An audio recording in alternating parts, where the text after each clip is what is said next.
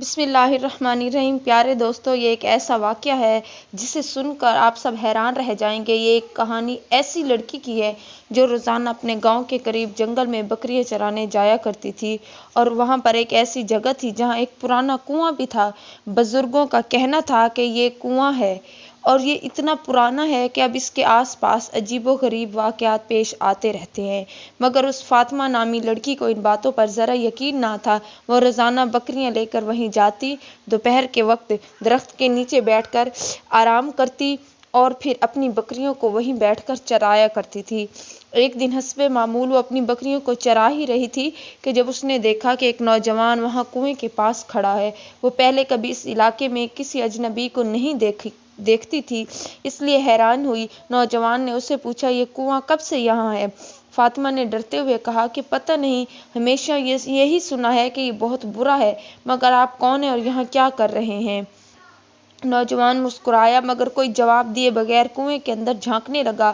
فاطمہ کو یہ سب عجیب لگا، مگر وہ زیادہ دیر وہاں رکی نہیں کیونکہ شام ہونے لگی تھی، تو وہ بکریوں کو لے کر واپس جانے لگی۔ مگر اچانک اسے ایسا محسوس ہوا جیسے کوئی اس کے پیچھے چل رہا ہے۔ اس نے پلٹ کر دیکھا مگر وہاں کوئی نہ تھا۔ ابھی ایک گہری آواز سی اسے سنائی دی کہ اپنا حجاب ٹھیک کرو۔ اس کا دل زور زور سے دھڑکنے لگا۔ اس نے فوراً اپنا حجاب درست کیا اور تیزی سے اپنے گھر کی طرف روانہ ہو گئی۔ اور پھر کچھ دیر بعد جب وہ رات کو سو گئی تو اس کے خواب میں اچانک اسے یہی آواز آئی کہ تمہارے سر سے حجاب نہ اترے۔ ڈر کے مارے اس کی آنکھ کھل گئی۔ کمرے میں ہلکی سی خوشبو پھیلی ہوئی تھی، اور جب اس نے اس خوشبو کے متعلق اپنی ماں سے پوچھا کہ کیسی ہے تو اس کی ماں نے جواب دیا کہ مجھے تو کوئی ایسی خوشبو محسوس نہیں ہو رہی۔ اگلے دن جب وہ جنگل پہنچی تو وہاں کا ماحول بدلا تھا۔ کنویں کے قریب غیر معمولی خاموشی تھی، جیسے وہاں کوئی موجود ہو مگر ہو کر بھی نہ ہو۔ جوں ہی وہ بکریاں چرانے میں مصروف ہوئی، اچانک وہی نوجوان سامنے آ کھڑا ہوا کہ کیا کچھ پانی مل سکتا ہے؟ اس نے مسکرا کر جیسے ہی پوچھا تو فاطمہ نے حیرت سے دیکھا کہ کل شام جب اس نے پلٹ کر دیکھا تو وہ وہاں نہیں تھا، اور اب یہ وہاں پر کیسے آ گیا ہے؟ اس نے جلدی سے اپنے پانی کی مشک اس کی طرف بڑھا دی۔ نوجوان نے پانی پیا اور نرمی سے کہا، ہر بات پر پریشان مت ہو جایا کرو، اور جہاں تمہاری مرضی ہو تم وہاں آ جا سکتی ہو۔ اب اس نوجوان نے کہا کہ آج تمہارے رشتے کے لیے کچھ لوگ آ رہے ہیں اور تم وہاں رشتے کے لیے ہاں کر دینا، یہ سب تمہارے لیے بہتر ہوگا۔ یہ سن کر فاطمہ کے رونگٹے کھڑے ہو گئے۔ اسے حیرانی ہوئی کہ اسے کیسے پتہ چلا کہ آج اس کے رشتے والے آ رہے ہیں، مگر جب اس نے نوجوان کی طرف پھر سے دیکھا تو وہ غائب ہو چکا تھا۔ گھر پہنچتے ہی اس نے دیکھا کہ واقعی وہاں کچھ لوگ تھے۔ ماں نے مہمانوں کو بٹھا دیا۔ جیسے ہی اندر آئی، ایک عورت بیٹھی تھی، وہ کہنے لگی، یہ تو بہت خوبصورت ہے، اور پھر ایک نوجوان کی طرف دیکھ کر بولی، دیکھو بیٹا، تمہیں یہ لڑکی کیسی لگی؟ فاطمہ کا دماغ سن ہو گیا کیونکہ یہ وہی نوجوان تھا جو اسے کمرے میں ملا تھا۔ اب تو وہ حیرت میں ڈوب گئی، مگر وہ لڑکا مسکرایا۔ فاطمہ کے کانوں میں بس ایک ہی آواز گونج رہی تھی کہ جینی جینی جینی، جب یہ نام تم پکارو گی تو تمہاری مدد ہو جائے گی۔ مہمان حیرت سے اس کی طرف دیکھنے لگے، اور پھر اس لڑکی نے پوچھا کہ تم کون ہو؟ وہ اپنے دل کو بمشکل یقین دلا رہی تھی کہ ایسا کیسے ہو سکتا ہے، یہ تو وہی شخص تھا جس نے کل رات کہا تھا کہ ہر بات پر پریشان مت ہو جایا کرو، اور پھر اماں جہاں کہیں وہیں پر شادی کر لینا۔ اب تو وہ وہاں پر خاموش بیٹھی رہی تو وہ کہنے لگا کہ تم مجھے پہچان تو نہیں گئی ہو؟ اس کی بات سن کر فاطمہ کا خون جیسے جم سا گیا۔ اس نے خود کو سنبھالا اور کپکپاتی آواز میں بولی کہ تم کون ہو؟ تو پھر جب اس نے جواب دیا کہ تم ایسی کیا چیز ہو کہ تمہاری ہر پکار پر مجھے تمہارا ساتھ مل جائے گا، تو وہ کہنے لگا کہ جیسا کہ میں نے کہا تھا، جب تم مجھے پکارو گی تمہاری مدد ہو جائے گی۔ فاطمہ کے ہاتھ پیر ٹھنڈے پڑ گئے۔ اب اسے احساس ہو رہا تھا کہ جو کچھ بھی پچھلے چند دنوں سے ہو رہا ہے وہ کوئی عام بات نہیں تھی، اور پھر باقی گھر والے بھی اسے جو عام رشتہ سمجھ رہے تھے، مگر فاطمہ کی حالت دیکھ کر دھیرے سے پوچھنے لگے، بیٹی کیا ہوا؟ تم اتنی گھبرائی ہوئی کیوں ہو؟ اس نے کوشش کی سب کچھ بتانے کی، مگر الفاظ اس کے گلے میں ہی اٹک گئے، اور وہ ان مہمانوں کو دیکھتی رہی جو بدستور ان کے ساتھ گھر میں موجود تھے۔ الفاظ اس کے گلے میں اٹ گئے۔ وہ اس لڑکے کو دیکھتی رہی جو بدستور اس پر نظریں ٹکائے اسے گھور رہا تھا۔ لڑکے کی ماں بولی، بیٹا تم کیا کسی اور کو پسند کرتی ہو؟ کیا تمہیں کوئی اور پسند ہے؟ فاطمہ نے گھبرا کر فوراً سر ہلا دیا۔ نہیں، ایسی کوئی بات نہیں۔ عورت مسکرا کر بولی، تو پھر ٹھیک ہے، ہم آج ہی شادی کی تاریخ پکی کر دیتے ہیں۔ ہمیں جلد از شادی کرنی ہے، ہمارا ایک ہی بیٹا ہے اور ہمیں اس بیٹے کی شادی کی بہت جلد ہی خواہش ہے۔ تو اس کی فاطمہ کی ماں خوش ہو گئی کہ میری بھی بیٹی کے بارے میں بہت یہی اچھے خیالات ہیں، مگر فاطمہ کے دل میں اب بھی وہی عجیب آوازیں گونج رہی تھی۔ وہ سوچ رہی تھی کہ آخر یہ سب کیا ہے۔ رات کو اس نے دعا کرنے کا فیصلہ کیا۔ جب وہ نماز پڑھنے کھڑی ہوئی تو اسے ایسا محسوس ہوا کہ جیسے کوئی اور بھی اس کے ساتھ عبادت کر رہا ہے۔ جب وہ قرآن کی آیتیں پڑھ رہی تھی تو کوئی اور بھی انہی الفاظ کو دہرا رہا تھا۔ اب تو اس سے کچھ بولا بھی نہیں جا رہا تھا، مگر اس نے اپنی نماز بمشکل مکمل کی اور دعا کے لیے ہاتھ اٹھائے تو آواز آئی کہ اپنی دعا لمبی کر لو اور اپنے لیے بہترین مانگ لو، تمہیں وہی ملے گا جو تم چاہو گی۔ اس آواز نے اسے ایک عجیب سا سکون دیا۔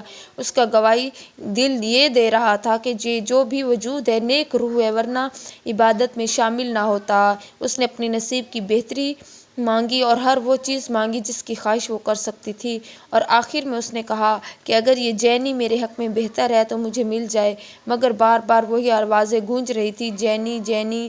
اسی سوچ میں گم پیچھے مڑی تو اس کے ہوش اڑ گئے، کیونکہ پیچھے جینی کھڑا تھا۔ فاطمہ کی مناسب چیخ نکل گئی، تم یہاں اندھیرے میں؟ تو وہ کہنے لگا، میں آتا ہی اندھیرے میں ہوں، مجھے اندھیرا بہت پسند ہے، اور تم اتنی حیران کیوں ہو رہی ہو؟ اب تمہیں بھی تو ہمیشہ کے لیے میرے پاس اندھیرے میں آنا ہے، میرا پورا گھر اندھیرے میں ڈوبا رہتا ہے، تو وہاں تم کیسے رہو گی؟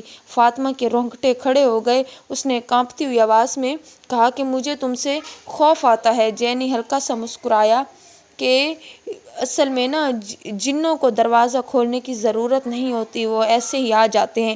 یہ الفاظ سنتے ہی فاطمہ ساکت رہ گئی کہ نہیں، یہ ممکن نہیں، تم ایک جن ہو۔ ضرورت سے زیادہ اس کی آنکھیں پھٹی کی پھٹی رہ گئیں۔ تمہیں تو سکون محسوس ہو رہا ہے، لیکن جو تم نے سچ بتا دیا ہے، اب تو میں تم سے ڈرنے لگی ہوں۔ تو وہ کہنے لگا، میں تمہیں کوئی نقصان پہنچانے نہیں آیا، بلکہ سچ تو یہ ہے کہ مجھے تم سے بہت محبت ہو گئی ہے، مجھے تم پسند ہو، تمہارا یہ حجاب جو ہر وقت تمہارے سر پر رہتا ہے، مجھے اس سے عشق ہے۔ فاطمہ کی سانسیں تیز ہو گئیں۔ جن نے نرمی سے کہا کہ ہمارا رشتہ آسمان پر ہو چکا ہے، اب تمہیں مجھ سے شادی کرنی ہوگی۔ یہ سن کر فاطمہ نے جلدی سے پیچھے ہٹنے کی کوشش کی، پھر اچانک دروازے کی طرف ہاتھ بڑھایا تو اندر آتی ماں سے ٹکرا گئی۔ ماں بولی، بیٹے کیا ہوا، کیوں بھاگ رہی ہو؟ تو اس نے اپنی ماں کو بتلایا کہ یہ جو رشتہ والے آئے تھے یہ کوئی عام انسان نہیں ہے، یہ جن ہے۔ تو اس کی ماں نے کہا، فاطمہ یہ تم کیسی بہکی بہکی باتیں کر رہی ہو، تم ہوش میں تو ہو؟ اس کی ماں نے اسے تھپڑ مارا۔ اب بھی اس کی تھپڑ کی گونج اس کے کانوں میں گونج رہی تھی، اس کی آنکھوں میں آنسو تھے، مگر وہ یہ سوچ رہی تھی کہ وہ ماں جس نے اسے ہمیشہ پیار دیا، آج وہی اس کی بات پہ یقین کرنے کو تیار نہیں۔ اس کا دل بھاری ہو گیا۔ وہ چپ چاپ کمرے سے باہر نکلی اور اپنے کام میں لگ گئی، مگر اس کے ذہن میں بس ایک ہی سوال تھا، آخر ایسا کیا ہو گیا ہے؟ وہ جن چاہتا کیا ہے؟ وہ کون ہے؟ اور پھر ان سب کی جو باتیں ہیں، جو اس کی ماں آئی تھی، بس یہی باتیں اسے سمجھ نہیں آ رہی تھی۔ ابھی وہ خیالوں میں گم ہی تھی کہ کسی نے اس کے سامنے چند ہزار روپے رکھ دیے۔ اس نے حیرت سے ان پیسوں کو دیکھا اور جیسے ہی نظر اٹھائی تو اس کا غصہ آسمان کو چھونے لگا۔ سامنے کوئی اور نہیں بلکہ وہی تھا۔ وہ غصے سے کھڑی ہوئی، جھٹکے سے اس کا گریبان پکڑا۔ تم چاہتے کیا ہو؟ کون ہو تم؟ چلے جاؤ یہاں سے، آئندہ کے بعد مجھے اپنی شکل مت دکھانا۔ مگر جن کی بات پر اس کی آنکھیں حیرت سے پھیل گئی، کیونکہ جن نے اس سے کہا کہ میں تمہاری آنکھوں پر ایسی پٹی باندھ دوں گا کہ تمہیں کچھ سجائی بھی نہیں دے گا۔ اس کے لہجے میں نرمی تھی، مگر الفاظ میں عجیب سا ڈر سمایا ہوا تھا۔ فاطمہ کے پیروں تلے سے زمین نکل گئی۔ تم نے اور تمہاری ماں، صرف ماں نہیں، وہ میری بھی ماں ہے، بس تمہیں یہ مان لینا چاہیے کہ تمہارا اور میرا رشتہ پہلے سے ہے، تمہیں انکار کرنے سے کچھ بدلنے والا نہیں ہے۔ فاطمہ کی بات عقل میں نہیں سما رہی تھی، تو وہ جن کہنے لگا کہ اتنا ہی بہتر ہے، کہ تم خاموش رہو۔ فاطمہ کا دل چاہا کہ وہ بھاگ جائے مگر اس کے پیروں میں جیسے زنجیریں پڑ گئی ہوں۔ تبھی وہ جن آگے بڑھا اور اس کے قریب آ گیا کہ میں نے تم سے پوچھا تھا کہ تمہیں میری مدد چاہیے یا نہیں، تمہیں جب بھی ضرورت ہوگی میں تمہارے پاس آ جاؤں گا۔ یہی گونج اس کے ارد گرد گونجنے لگی، وہی الفاظ، وہی لہجہ جو پہلی بار اس نے سنا تھا۔ فاطمہ کو محسوس ہوا جیسے اس کی دنیا اچانک بدل گئی ہو، بلکہ کوئی ایسا وجود جو اس کی سوچ سے پرے تھا۔ وہ رونے لگی کہ آخر میں نے تمہارا کیا بگاڑا ہے، تم میرے ساتھ یہ سب کیوں کر رہے ہو، تم کیا چاہتے ہو؟ جن نے جواب دیا، میں تمہیں چاہتا ہوں، تم سے شادی کرنا چاہتا ہوں۔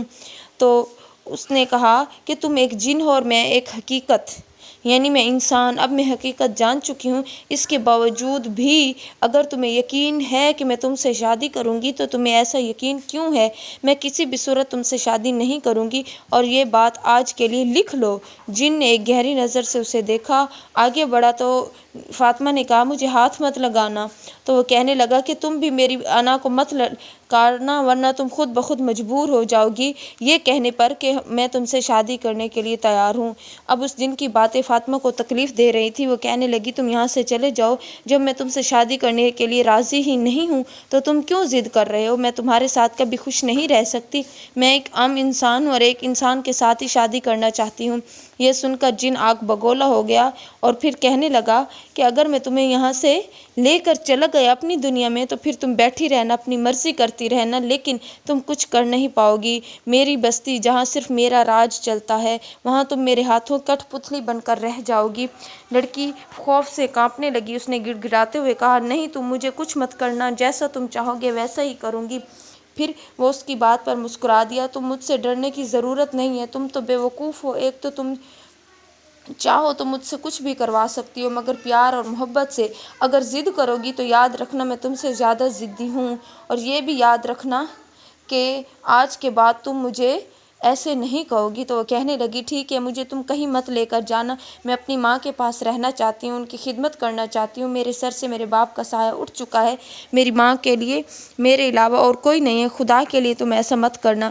جن کچھ پل کے لیے خاموش رہا، پھر بولا، ٹھیک ہے، لیکن کرنی تمہیں مجھ سے شادی پڑے گی، اور اگر تم نے کسی اور کے بارے میں سوچا یا اپنی ماں سے کسی اور کا ذکر کیا تو پھر میں تمہاری ایک بھی نہیں سنوں گا۔ یہ کہہ کر وہ اچانک دھوئیں کی طرح غائب ہو گیا اور وہ وہیں کھڑی کانپتی رہی، یہ سوچ رہی تھی کہ وہ کیا کرے، کس سے مدد مانگے۔ کیا وہ واقعی لوگوں کی باتوں کے مطابق جنگل کے پرانے کنویں کے پاس اسے نہیں جانا چاہیے تھا؟ لیکن اب اس کی مدد کرنے والا تو صرف اللہ ہی تھا۔ یہ سوچ کر وہ گھر کی طرف چل دی، مگر نہ جانے کیوں گھر جانے کو دل نہیں چاہ رہا تھا۔ سامنے راستے میں ایک سرسبز میدان تھا جہاں وہ ہمیشہ سے اسے دور سے دیکھتی تھی، مگر آج وہ تھوڑا قریب فیل ہو رہا تھا۔ اس کا وہاں دل چاہا کہ وہ جائے۔ وہ میدان میں داخل ہوئی، وہاں کے پھول بے حد خوبصورت تھے، جیسے کسی اور دنیا سے آئے ہوں۔ اس نے سوچا، میں نے پہلے کبھی کیوں نہیں دیکھا، وہاں کوئی مالی بھی نہیں تھا، پھر یہ پھول یہاں کہاں سے آ گئے؟ ہلکی ہلکی ہوا چل رہی تھی، ٹھنڈ پڑ رہی تھی اور دھند بھی پڑنے لگی تھی۔ تبھی وہاں ایک بزرگ آئے اور آرام سے بیٹھ گئے۔ ان کا چہرہ اتنا روشن تھا کہ فاطمہ کی آنکھیں حیرت سے چمک اٹھی۔ بزرگ نے مسکرا کر پوچھا، تم کون ہو؟ تم تو بہت خوبصورت ہو، ایسا لگتا ہے جیسے پرستان کی شہزادی ہو، کسی اور دنیا سے آئی ہو۔ فاطمہ حیران رہ گئی، کہنے لگی کہ مجھے لگتا ہے کہ واقعی میں کسی نئی جگہ آ گئی ہوں۔ بزرگ ہنس پڑے، پھر بولے، تم میں وہ طاقت ہے جو دوسری دنیا کے لوگوں کو پہچان سکتی ہے۔ تم ایک ایسی بستی میں داخل ہو گئی ہو جس میں ہم لوگ رہتے ہیں۔ تم میرے بیٹے کی پسند ہو، میں جانتا ہوں کہ اس نے تمہیں بہت تنگ کیا ہے، لیکن اس نے یہ سب انجانے میں کیا ہے، مگر میں نے اب تم سے معافی مانگنے آیا ہوں، میرے بیٹے کو معاف کر دو۔ وہ ٹھنڈی سانس لے کر بولی، آپ کیا بات کر رہے ہیں؟ تو وہ کہنے لگے، بزرگ، اگر تم میری بات نہیں مانو گی، اسے معاف نہیں کرو گی تو مجھے مجبوراً اسے اپنی بستی سے نکالنا ہوگا، کیونکہ ہماری بستی میں ایسا کوئی نہیں رہ سکتا جو دوسروں کو پریشان کرتا ہو۔ مجبوراً مجھے بھی اسے وہاں سے نکالنا پڑے گا جو انسانوں کو ڈراتا ہو۔ ہم تو پیار اور محبت سے رہنے والے ہیں، اور اگر ہماری بستی میں کوئی ایسا کرتا ہے، کسی کو ڈراتا ہے، تو اسے سخت سزا دی جاتی ہے۔ بتاؤ بیٹی، کیا تم مجھ سے میرے بیٹے کو معاف کر دو گی؟ اسے یوں سمجھو کہ تمہارا باپ تم سے کچھ مانگ رہا ہے۔ بزرگ کی باتیں سن کر لڑکی کی آنکھوں میں آنسو آ گئے۔ شاہی جنات بولے، اگر تم شادی کے لیے ہاں کر دو گی تو ہماری بستی کا ایک بہت بڑا مسئلہ حل ہو جائے گا۔ ہماری بستی میں ایک نیک انسان کی ضرورت ہے، کیونکہ ہماری بستی پر ایک بد دعا ہے اور صرف ایک انسان ہی اس سے نکال سکتا ہے۔ انسان کی شادی کسی جن زادی سے ہو جائے تبھی ہماری بستی اس سے بد دعا سے پاک ہو سکتی ہے۔ بتاؤ بیٹی، کیا تم میرے بیٹے سے شادی کرو گی؟ کیا تم میرے بیٹے کو اپناؤ گی؟ تو یہ سب باتیں لڑکی سن کر ساکت رہ گئی۔ اسے سمجھ نہیں آ رہا تھا کہ وہ اتنی بڑی ذمہ داری کیسے اٹھائے، تو وہ خاموش سی کھڑی رہ گئی، اور پھر اچانک اس کے منہ سے ہاں نکل گیا، اور وہ حیران رہ گئی کہ جیسے کوئی اور طاقت اس سے ہاں کہلوا رہی ہو کہ ہاں میں آپ کی مدد کرنے کے لیے تیار ہوں۔ تو پھر اچانک اسے ایک آواز آئی، جینی جینی، جیسے ہی تم کی مدد کے لیے پکارو گی تمہاری مدد ہو جائے گی۔ ہمیں تمہاری ضرورت ہے اور میں جانتا ہوں کہ تم ہماری ضرورت کو پورا کرو گی۔ وہ خود حیران تھی کہ اسے ان پر ترس کیوں آ رہا ہے، اور بنا سوچے سمجھے اس نے ہاں کیوں کر دی ہے، اور پھر جیسے زبردستی یہ الفاظ کسی نے اسے کہلوا دیے ہوں۔ اچانک اس کی آنکھیں بند ہو گئی۔ جب اس نے دوبارہ آنکھیں کھولی تو بزرگ وہاں سے غائب ہو چکے تھے۔ اس نے ادھر ادھر دیکھا مگر وہ خوبصورت باغ اب دوبارہ سنسان میدان لگ رہا تھا۔ تبھی ایک عورت اس کے قریب اور کہنے لگی، لڑکی تم کون ہو؟ اتنی خوبصورت ہو، ایک انسان ہو اور اس سنسان جگہ پر بیٹھی ہو۔ لڑکی نے حیرانی سے اس کی طرف دیکھا، اسے یقین نہیں آ رہا تھا کہ وہ کیا کہہ رہی ہے۔ سنسان جگہ؟ لڑکی نے خود سے سوال کیا۔ یہ تو ابھی کچھ لمحے پہلے ایک حسین باغ تھا، مگر جب اس نے دوبارہ ارد گرد دیکھا تو اس کی آنکھیں حیرت سے پھٹی کی پھٹی رہ گئی۔ وہ واقعی ایک سنسان جگہ تھی، اور اس سے وہ پہلے انجان تھی۔ وہ گھبرا کر کھڑی ہو کر جلدی جلدی سے اپنے کپڑے جھاڑنے لگی، اور اس خود کو ساکن محسوس کر رہی تھی کہ وہ ویران جگہ پر کیوں آ گئی۔ اس کی ماں پریشان ہو کر پیچھے پیچھے اس کے آ پہنچی تھی۔ اب وہ گھر آ گئے اور دروازے کے باہر کھڑی ہو کر پوچھنے لگی، فاطمہ کیا ہوا؟ تمہاری طبیعت تو ٹھیک ہے؟ آج سے پہلے تو تم نے کبھی ایسا رویہ نہیں رکھا، آتے ہی کمرے میں گھس گئی ہو۔ سب ٹھیک ہے؟ لیکن وہ اندر رو رہی تھی۔ اس کے پاس بتانے کے لیے کیا کچھ نہیں تھا، لیکن وہ خاموش تھی کہ مجھے لگ رہا ہے میں پاگل ہو جاؤں گی۔ پھر لڑکی نے اپنی ماں کو سارا ماجرا سنایا۔ ماں نے گہری سانس لی اور پوچھا، تو پھر تم کیا چاہتی ہو؟